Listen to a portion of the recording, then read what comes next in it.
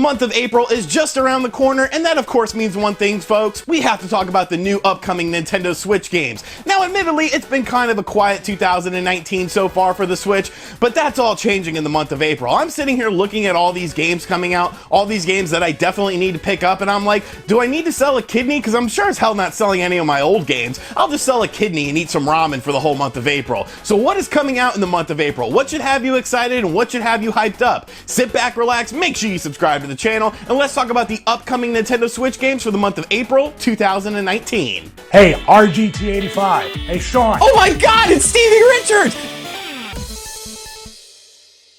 The first game we have to talk about is a game that's been released on other systems. It even came out on the Wii U, but for whatever reason I never got around to playing it, and that is Darksiders War Mastered Edition, coming to the Nintendo Switch on April 2nd. Darksiders War Mastered Edition is a hack-and-slash action-adventure game in which you play as one of the Horsemen of the Apocalypse. I'm gonna presume it's AA Arn Anderson, one of the 4 Horsemen, of course. You basically are accused of ending a war prematurely after being deceived by Hell, and you must make things right. Now, Darksiders War Mastered Edition features 2 different modes on the Nintendo Switch. There's a high performance mode and then a high quality mode. High performance mode allows for closer to 60 frames per second when you're playing the game, but it does come at a lower resolution, whereas high quality mode is closer to 30 frames per second, but is playing at 1080p docked and 720p undocked. The game is high on action, and there's a lot of cool massive characters to defeat and upgrades to unlock for your character as well. If you're like me and you've never played Darksiders before, the Nintendo Switch version of the game will only cost you $30 either physically or digitally, so it's a pretty good deal. And even if you have played the game before, it might be nice to revisit this game on the Nintendo Switch when it comes out on April 2nd. Objection! Phoenix Wright is coming to the Nintendo Switch, folks. If you've ever wanted to be an attorney but couldn't afford to go to law school, Phoenix Wright Ace Attorney Trilogy might scratch your judicial itch when it comes out on the Nintendo Switch on April 9th. Featuring the original 3 Ace Attorney games that were released on the Nintendo DS, Phoenix Wright Ace Attorney will have you defending clients, finding clues at crime scenes, and meeting a colorful cast of characters. The original games were highly rated on the Nintendo DS, so it would make sense that it will be a delight for those who have never experienced them before. Unfortunately, the US release is digital only, but you can import a physical copy that features full English if you are a collector like myself. Phoenix Wright Ace Attorney Trilogy drops on the Nintendo Switch on April 9th, and as someone who loved the Phoenix Wright games on the Nintendo DS and played and completed the first 2, I'm definitely looking forward to revisiting these games, checking out the world of Phoenix Wright, and finally playing the 3rd game in the series as well. Final Fantasy X was a huge deal on the PS2, as it was the first Final Fantasy game to come out on the platform, after being on the PlayStation 1. And now Final Fantasy X and the direct sequel, Final Fantasy X-2, are coming to the Nintendo Switch on April 16th. As this is a remaster of those games, the graphics have been vastly improved over the original release, with remastered character models, environments, and even cutscenes. The dual pack also has both the original musical score along with a redone soundtrack, and you can actually change these on the fly, which I think is really cool.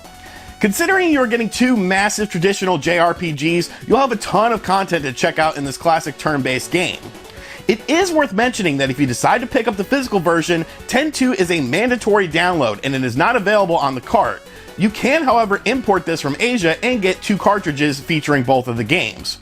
Final Fantasy X and X-2 Remaster will be coming out on April 16th, and as someone who played 10 but never played X-2, I'm really looking forward to checking these games out.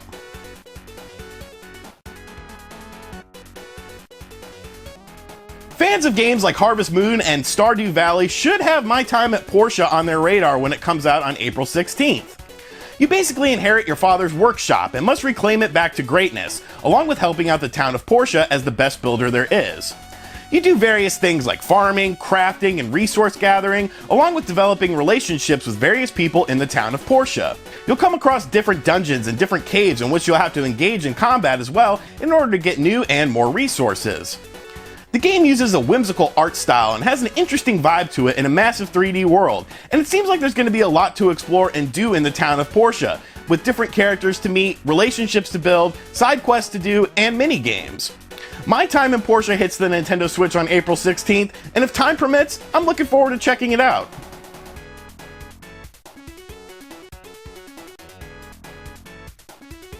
Katana Zero is a game that we were just introduced to during the latest Nintendo Nindy Showcase this March, and it will be hitting the Nintendo Switch on April 18th. Fans of games like Ninja Gaiden and The Messenger are probably keeping their eye on this title, as the game is a 2D platformer with a high emphasis on ninja action.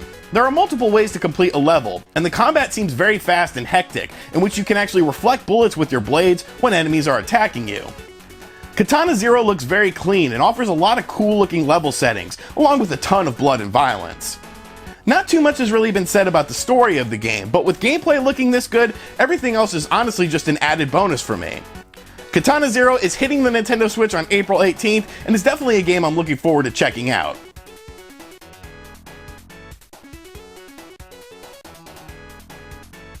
They said it wasn't going to happen. They say it couldn't be done. Xbox One games on the Nintendo Switch? Well, here it is, folks, and Cuphead is now coming to the Nintendo Switch. Set in a 1930s style cartoon world, Cuphead's visual style shouldn't fool you. This game is hard as hell. In Cuphead, you either play as Cuphead or Mugman and explore a gorgeous 2D side-scrolling world, in which you'll need to bring your platforming and shooting skills to the table in order to survive. The presentation in this game is top-notch, with hand-drawn cell animation visuals and amazing animation, along with a funky jazz soundtrack from that era. You'll be battling massive bosses in single-player or local co-op and ripping out your hair, but power-up abilities can be discovered as you play through the game that will help you on your journey. I played Cuphead on the Xbox One and absolutely loved it, and I'm looking forward to returning to this game, and maybe this time I'll manage to beat it. Cuphead will also be getting a physical release down the road, but it releases digitally on the eShop on April 18th.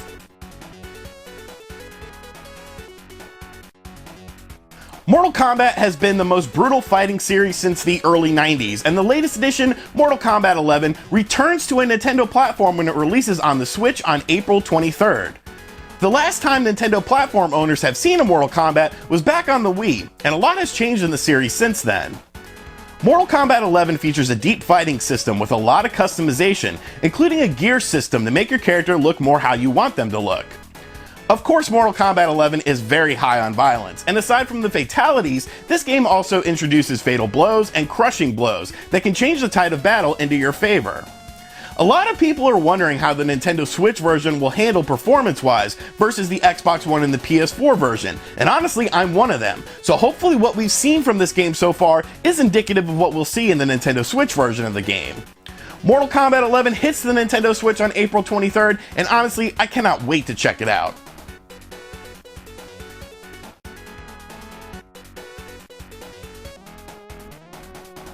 As someone who's never played Dragon's Dogma before on other platforms, Dragon's Dogma Dark Arisen is honestly one of my most anticipated games of April, and will also be hitting the Nintendo Switch on April 23rd.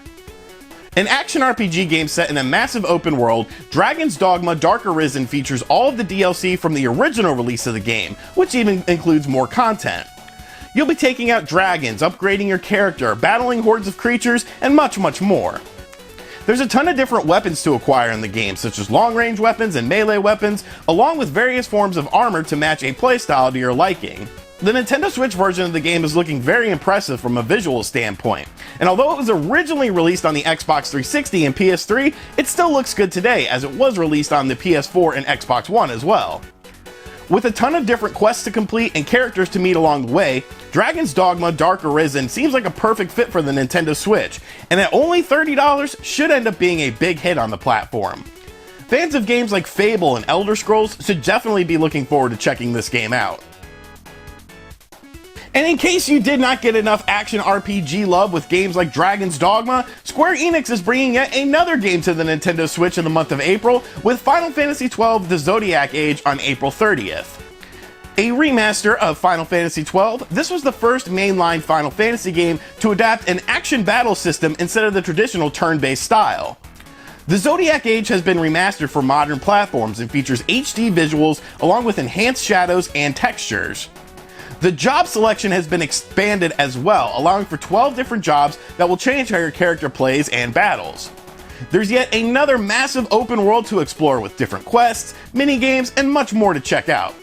I've never played this game before, but as a fan of games like Ys 8 and Xenoblade Chronicles 2, I think this game looks absolutely fantastic and will be yet another purchase for the Nintendo Switch for me when it comes out on April 30th. So there you have it, folks. There are a lot of damn games coming out on the Nintendo Switch in the month of April, and honestly, I'm very excited for it. There's obviously a lot of games that are remasters or games that have released on other platforms, but that's cool because a lot of us have not checked out these games before, so it'll be the first time for a lot of us. You also have games like My Time in Porsche and Mortal Kombat 11, which are new experiences and look really good. So let me know in the comments section down below which of these games you'll be picking up. Of course, there's more games that will be coming out via the eShop that we don't even know about yet, so who knows how much I'll end up spending in this month. And of course, as always, thank you guys for checking out this video. It's pretty strange that we don't have any major Nintendo release in the month of April, yet there's still going to be a lot of money spent. Make sure you check out other videos on the channel, be sure to subscribe and turn on notifications if you're new, and as always, I will catch you guys on the next video. Later.